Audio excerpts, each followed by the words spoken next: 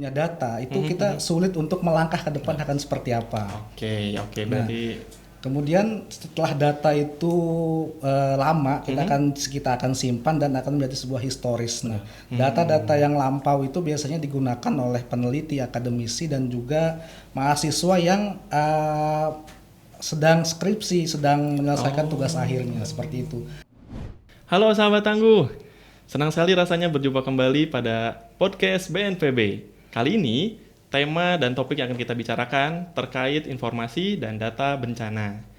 Ya pastinya dong, karena podcast BNPB merupakan podcast yang selalu membahas terkait informasi dan isu-isu bencana, lebih tepatnya isu penanggulangan bencana di Indonesia. Stay tune di sini ya sahabat tangguh, selalu update bencana, jangan tunggu jadi korbannya.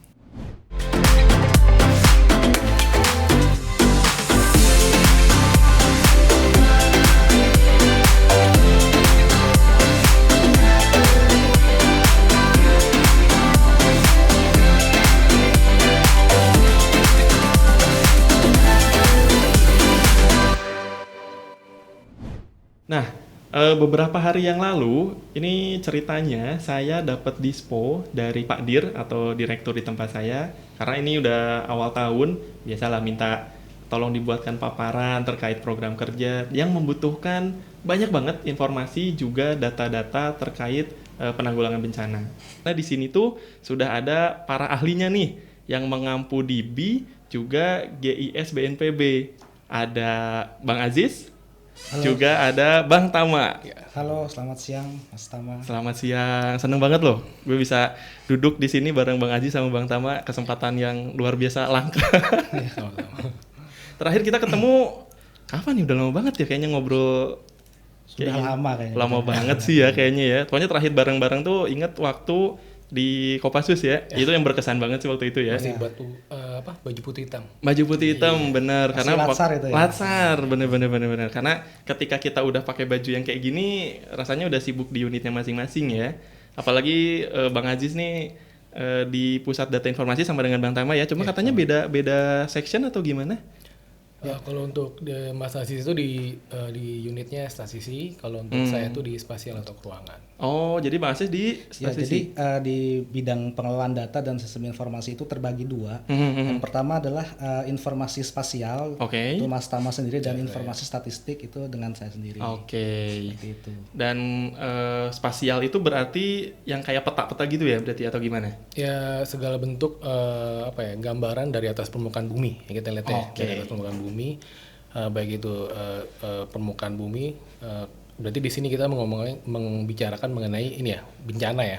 Bencana itu kan terdiri dari tiga ini ya, dari pra bencana, lalu di saat bencana hingga di pasca bencana. Nah itu yang kita diseminasikan pada saat berupa infografis, berupa peta atau data bencana lainnya seperti itu. Kalau yang statistik gimana tuh Bang? Jadi kalau statistik itu kan dasarnya ya, jadi untuk membuat sebuah peta atau dibentuk dalam bentukan spasial itu kan butuh statistik. Nah ini kita sebagai dasar untuk membuat ke geospasial seperti itu. Oke. Gini Bang, kemarin itu kan kondisinya saya harus nyari data, buka di DB, buka di GIS apa GIS sih? Yang di Inggris GIS BNPB. GIS BNPB. Nah, cuma waktu itu ya tadi karena saya juga masih bingung nih, maksudnya karena tampilannya kalau DB itu kan kalau nggak salah banyak Excel tuh, bukan Excel ya? Tabel-tabel gitu lah. Tabular ya istilahnya ya. Sedangkan kalau yang GIS itu kayaknya tampilannya ada peta, ada gambar-gambar kayak gitu kan. Itu peruntukannya sama atau beda? Gimana nih? Jadi seperti ini. Jadi kita itu kan mempunyai data dalam bentuk statistik dan juga spasial. Nah, statistik ini kan kita dalam bentuk tabular atau tabel dan grafik lah yang biasa dibutuhkan untuk menganalisa data. Data yang dalam tabular itu atau biasa kita bisa di dalam bentuk Excel atau dan lain sebagainya, itu kita spasialkan untuk lebih menarik. Jadi bisa dipetakan, kemudian dibuat infografis agar lebih menarik untuk dapat dibaca oleh banyak orang seperti itu. Oh gitu. Tapi sebetulnya core-nya, inti datanya tuh sama berarti ya ini tuh ya. Ya, Cuma jadi tampilannya ya berarti. betul. Jadi kan kita menyajikan data untuk menjadi sebuah informasi yang bermanfaat. Intinya seperti itu. Gitu. Nah tadi disebutin agar bisa dimanfaatkan atau dikonsumsi lah ya oleh halayak ramai atau banyak orang. Ya, nah ini banyak orang ini dibatasi atau memang benar-benar semua orang bisa akses atau gimana? Kalau untuk banyak orang itu kan siapapun mereka yang membutuhkan ini data bencana berarti ya. Nah, berarti kan bisa dari kementerian lembaga lainnya, untuk NGO juga, atau masyarakat pada umumnya yang membutuhkan seperti mahasiswa juga bisa, atau bahkan seorang lurah, Pak Lurah atau RT RW yang membutuhkan kajian di lokasi RT RW yang mereka pun bisa juga untuk menggunakan data dari kami, dan itu bisa dalam bentuk permohonan data juga ya. Betul. Gitu. Bisa. Jadi nggak terbatas hanya di ya katakanlah yang pakai baju seragam doang ya, nggak kayak gitu ya. Berarti semua pihak benar-benar semua orang bisa akses kalau butuh gitu ya. Jadi kan karena prinsipnya kan data itu adalah kalau bagi instansi pemerintah atau kementerian lembaga adalah sumber atau acuan dalam pengambilan keputusan kan ya. Jadi misalkan ada suatu bencana, kemudian kalau kita nggak punya data itu kita sulit untuk melangkah ke depan akan seperti apa. Oke, berarti kemudian setelah data itu lama kita akan simpan dan akan menjadi sebuah historis. Nah, data-data yang lampau itu biasanya digunakan oleh peneliti, akademisi dan juga mahasiswa yang sedang skripsi, sedang menyelesaikan tugas akhirnya seperti itu. Karena kan sebetulnya data itu kan memang sangat bermanfaat bagi akademisi, bagi peneliti dan di kalangan pelajar seperti itu. Oh gitu. Jadi ya ini tuh kalau ngomongin data tuh berarti antara penting banget atau bener-bener penting ya berarti pilihannya ya, karena ternyata dimanfaatkan oleh banyak orang, bahkan orang yang mau meneliti juga bisa gitu untuk mendapatkan data itu gitu. Dan itu ya tadi udah ditekankan beberapa kali sih bahwa ini tuh boleh diakses oleh semua. Boleh diakses dan gratis semuanya. Oh gitu. Betul. Jadi kita kan punya dua ini ada di db.bnpb.go.id, kemudian di GIS juga ada. Jadi semua itu kita tidak ada yang dalam penanggulangan bencana khususnya data historis itu kan tidak ada yang ditutup-tutupi ya. Jadi semua kita buka apa adanya seperti itu. Iya benar juga, masyarakat bisa memaksimalkan data dan informasi tersebut atau kurang lebih kayak gitu. Nah, gini, kalau DB atau GIS itu kan satu nasional, katakanlah satu Indonesia. Kalau misalkan kita ngomongin ke daerah nih, itu mereka punya nggak sih yang mirip-mirip kayak DB atau GIS gitu? Kalau untuk daerah, jadi patokan kita itu kan ada GIS BNPB dan DB ya kalau untuk nasional. Untuk daerah itu sebenarnya kita nggak harus mematokkan dia harus seperti ini tampilannya, misalkan sistem manajemen bencananya. Ada yang mengadopsi dari yang seperti GIS BNPB kita, berarti spasial ya, keuangan ya. Dan ada juga yang semacam DB juga. Nah itu untuk penamaan pun dari mereka, itu sekreativitas mereka. Dan di beberapa kesempatan biasanya kami di awal tahun ya, biasanya di bulan pertama sampai Maret itu ada monitoring dan evaluasi data bencana juga ya. Nah di situ juga ada kita atensi untuk pendampingan ya, asistensi lah ya, asistensi ya, untuk GIS BNPB beserta DB-nya juga seperti itu. Jadi tidak dipatok harus mirip banget gitu ya, maksudnya DB Kabupaten A gitu, saya nggak harus kayak gitu banget gitu ya maksudnya. Jadi kan memang daerah itu beberapa ada yang sudah memiliki portal atau dashboard tentang data kebencanaan di daerah tersebut. Namun di DB ini kan kita sebenarnya sudah memfasilitasi daerah, kita sudah berikan username, password untuk mereka menginput di situ. Kemudian dia menyimpan datanya di situ di daerah. Jadi sebenarnya mereka itu tidak perlu lagi harusnya membuat portal atau dashboard. Nah, tapi jika memang itu adalah kebutuhan daerah, itu kami persilakan kemudian nanti akan diintegrasikan dengan yang ada di pusat atau yang ada di BNPB. Biasanya seperti itu. Gitu. Karena ya saya sebagai orang awam gitu ya, Bang ya, ini lihat DB, lihat GIS itu kayaknya kok canggih-canggih banget gitu, maksudnya dari tampilan, dari data, karena ya tidak bisa dipungkiri bahwa tidak semua orang memiliki keahlian terkait komputerisasi lah misalkan kayak gitu, apalagi dan untungnya gitu tadi kan disebutkan juga bahwa sumber informasi ini tidak perlu seragam, mirip banget kayak gitu. Ya, tetapi ini Mas, apa namanya? Kita kan harus ada standarisasi ya. Kita Nah, itu sudah ada peraturannya, peraturan Perka BNPB nomor 8 tahun 2011 kalau nggak salah. Itu tentang standarisasi data kebencanaan. Jadi semua daerah itu harus tentang data kebencanaan itu harus mengacu ke situ. Baik, Nah, sekarang oke. pun kita sedang menyusun, sepertinya sudah final juga. Kita tentang peraturan badan ya, peraturan badan tentang satu data bencana. Oh, Nah, gitu, harapannya oke. nanti ke depan kita tentang data kebencanaan itu akan terintegrasi, seragam dan semuanya menyatu jadi satu gitu. Jadi semua kementerian lembaga datanya akan menjadi sama. Seperti Oke. itu. Oh. Ini baru selesai kayaknya, baru selesai kita menggodok peraturan badan tersebut. Wow. Mudah-mudahan bisa diimplementasikan nanti ke depan. Asik, mulai 2023 ini Ya, berarti diimplementasikan rencananya. Ya. Oh gitu, keren gitu kalau kayak gitu. Berarti ini ya maksudnya tidak serta-merta data informasi kayak kan kalau lihat medsos atau apa kan kadang kalau udah mohon maaf ya gitu maksudnya kalau sudah terjadi bencana kan kadang informasinya seliweran gitu kan di medsos tuh banyak banget informasi kayak gitu. Bahkan kadang nggak seragam. Ternyata bagusnya itu ternyata seharusnya diseragamkan gitu ya untuk kalau misalkan dikeluarkan dari pemerintah daerah maupun lembaga kementerian terkait harusnya sama gitu ya maksudnya Jadi datanya. itu salah satu yang mendasari terbentuknya peraturan badan itu ya seperti itu karena belajar dari pengalaman beberapa tahun yang lalu atau bahkan data itu yang kita miliki dengan yang kementerian lain miliki atau yang pemerintah daerah miliki itu kadang pasti ada miss-nya, ada perbedaan gitu. Entah itu perbedaan dari definisi atau satuannya atau cara pengumpulannya. Maka dari itu kita dari tahun 2019 sampai baru selesai ini tahun 2022 akhir, tahun 2022 itu baru selesai tentang peraturan itu. Harapannya itu bisa mengakomodir miss atau gap-gap yang sudah terjadi beberapa tahun ke belakang itu. Oh gitu. Nah, ini salah satu yang menarik perhatian saya juga ini karena tadi kan Bang Tama bilang yang apa terkait infografis kayak gitu-gitu. Susah nggak sih bikin yang kayak gitu, Bang? Kalau infografis itu sebenarnya kreativitas kita ya. Jadi menggunakan PowerPoint pun itu bisa. Oh gitu ya. Jadi Membuat nggak perlu infografis. pakai apa istilahnya yang Corel gitu. Adobe. Draw ya. Ya, maaf ini nyebut merek juga. Ya, Corel Draw Adobe. Jadi even pakai yang basic aja PowerPoint itu bisa dibuat semenarik yang gitu. pakai aplikasi tersebut. Dan apa ya rasanya kalau untuk nyasar ke generasi milenial gitu, kayaknya lebih menarik itu sih kayaknya lebih eye catching gitu loh kalau nggak salah tuh. Oh gitu.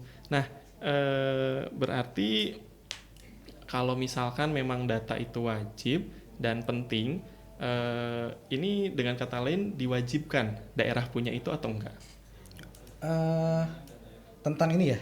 Jadi daerah itu kan sebenarnya kita itu sudah menyiapkan itu tadi Mas Tama tentang DB itu kita sudah buatkan akun untuk masing-masing daerah sampai ke level kabupaten kota. Jadi mereka itu tinggal menginput, kemudian tinggal mengentry data bencana yang ada yang mereka miliki, nanti untuk bisa tampil di alamannya db.bnpp.go.id. Jadi supaya keseragaman itu ada ya makanya kita buatkan itu sebagai salah satu untuk mengimplementasikan satu data bencana itu. Jadi agar daerah dengan BNPB atau BPBD dengan BNPB itu ada keseragaman terkait data bencana. Seperti itu. Jadi sekali lagi dari BNPB itu sebetulnya sahabat tangguh sudah menyediakan portal datanya. Betul ya. Mau yang berbentuk tabular ya tadi bahasanya ya ataupun yang infografis ataupun spasial itu istilahnya dan username-nya pun sudah dibagikan. Kalau misalkan memang dibutuhkan itu tinggal diakses saja dan nantinya bisa diolah dan diinformasikan secara mandiri berarti kayak gitu ya. Betul. Sifatnya ya. Nah, ini salah satu sesi yang menarik di podcast BNPB. Ini juga sebetulnya ada karena banyak dari sahabat-sahabat tangguh yang di daerah tuh punya asumsi terkait informasi ataupun terkait data dan informasi kebencanaan. Nah ini mohon bantuan dari Bang Aziz sama Bang Tama. Kira-kira informasi-informasi yang akan ditampilkan di layar nanti itu tuh beneran nggak sih seperti itu? Oke ya? Oke. Kita masuk ke sesi mitos atau fakta.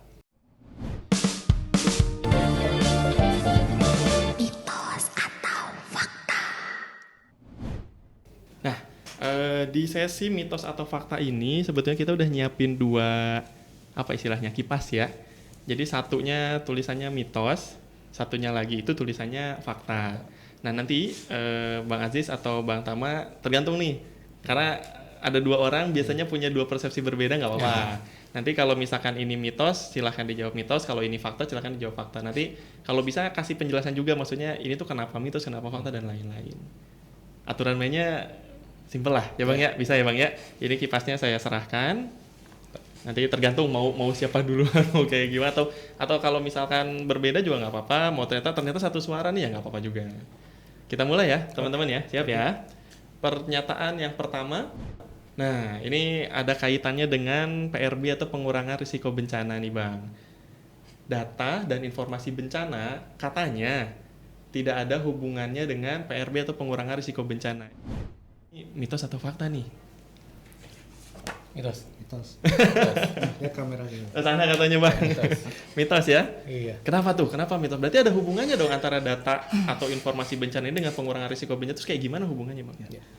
Pengurangan risiko bencana itu pasti kan membutuhkan data. Berarti data di sini data bencana. Data bencana jenisnya ada banyak. Salah satunya misalkan data yang dilaporkan oleh masing-masing BPBD setiap harinya yang diinput ke dalam DB melalui akunnya mereka masing-masing.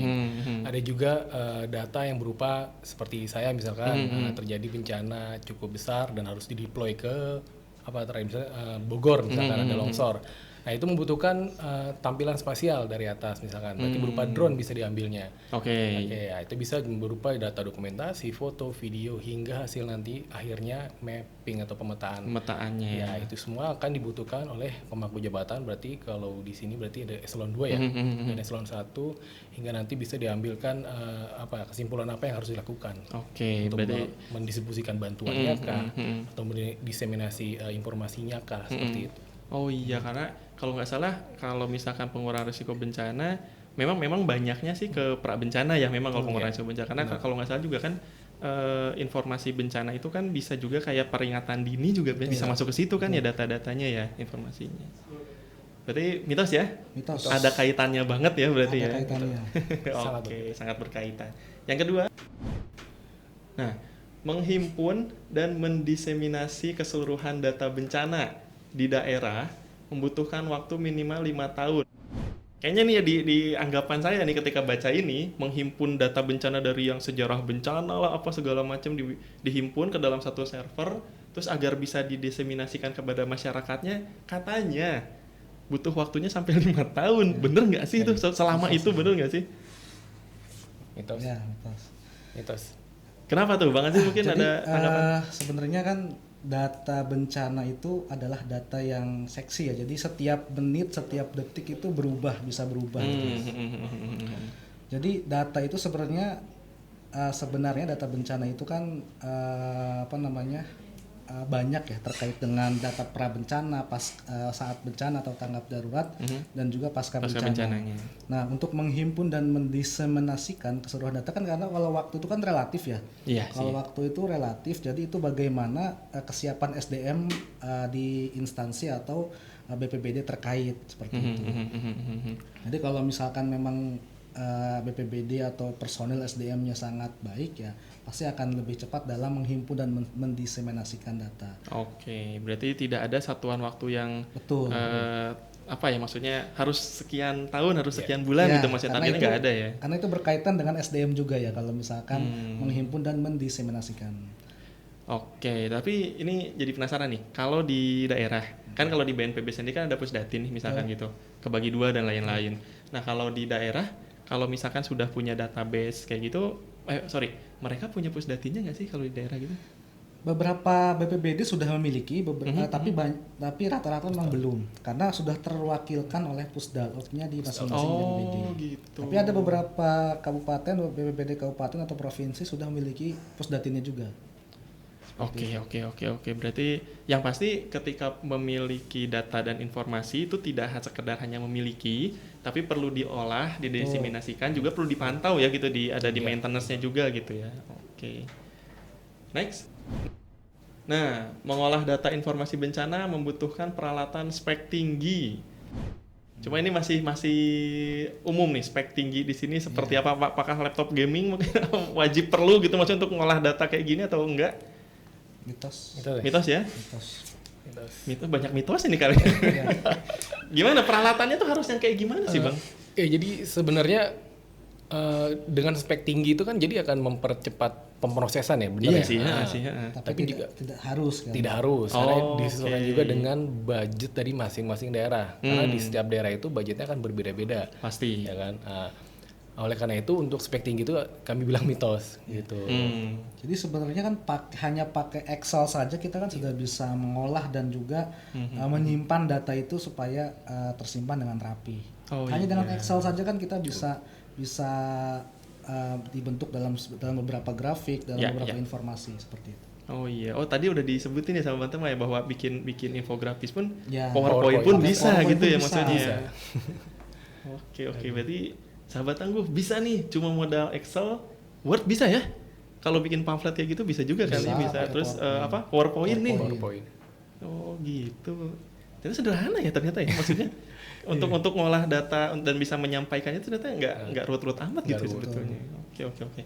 Next mungkin membuat database dan sistem informasi kebencanaan di daerah membutuhkan kos yang sangat mahal.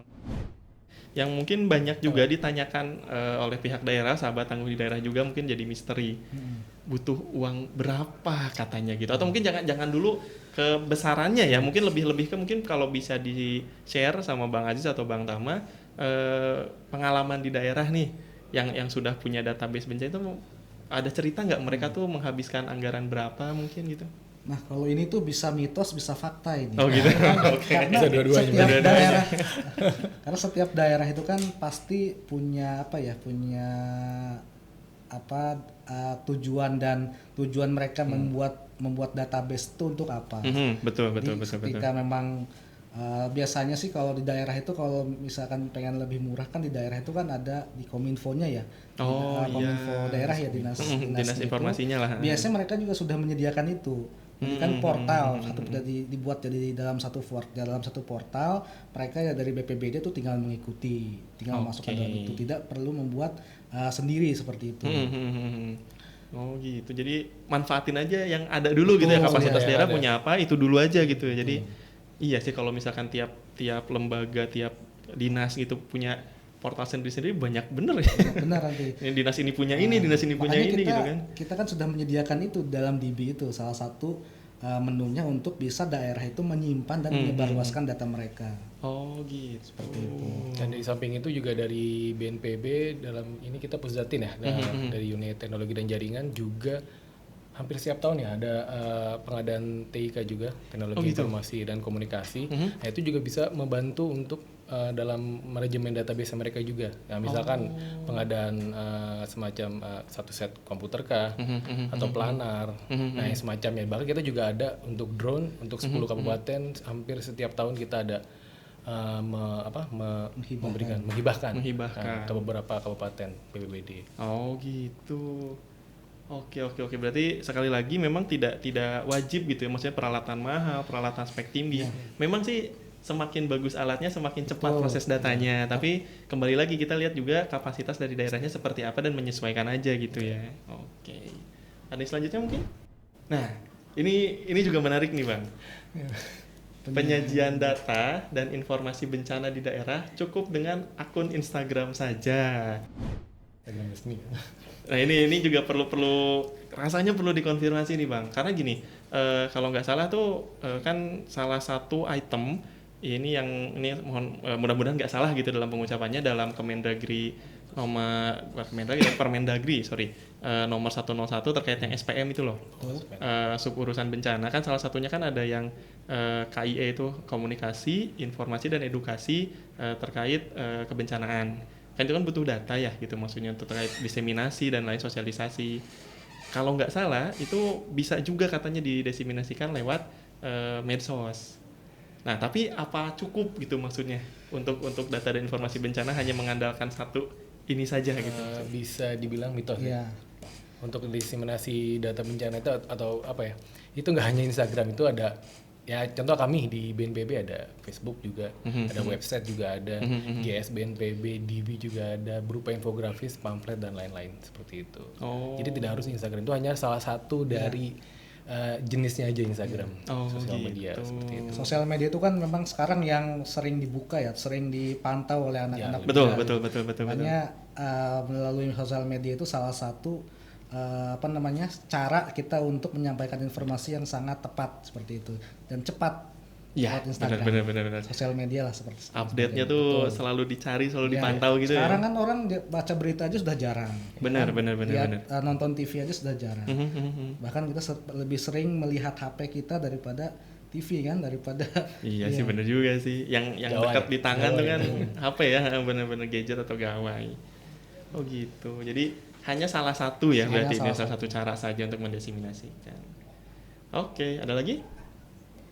Oh udah katanya. Karena data ataupun informasi bencana tuh benar-benar menarik loh, jujur.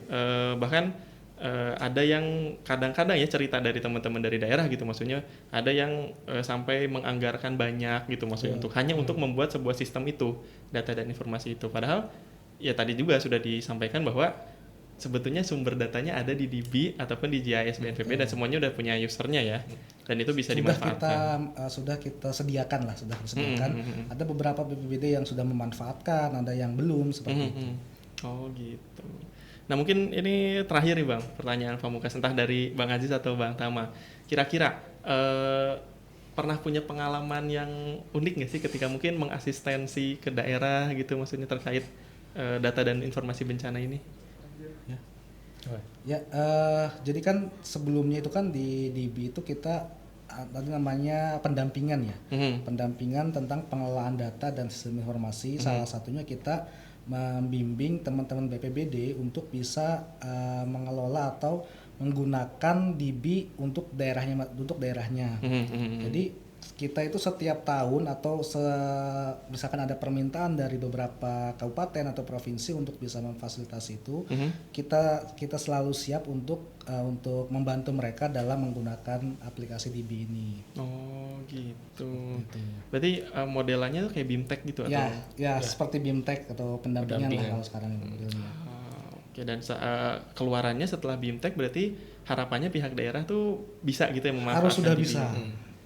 Harus bisa ya. Targetannya ya. Luar biasa. Thank you banget loh Bang. Kita rasanya udah 30 menit lah kurang lebih kita ngobrol di sini. Ini informasi yang menarik, bermanfaat juga. Mudah-mudahan sahabat tangguh di rumah ataupun dimanapun itu yang sedang menonton ini bisa kedepannya memanfaatkan data dan informasi yang sudah disediakan oleh BNPB. Dan kalau diundang BIMTEK-nya harus ikut. Ini penting banget nih ngolah-ngolah data kayak gini tuh, karena ya luarannya dari data ini bisa macam-macam gitu ya maksudnya ya. Oke. Itu saja pertemuan kita pada kesempatan kali ini.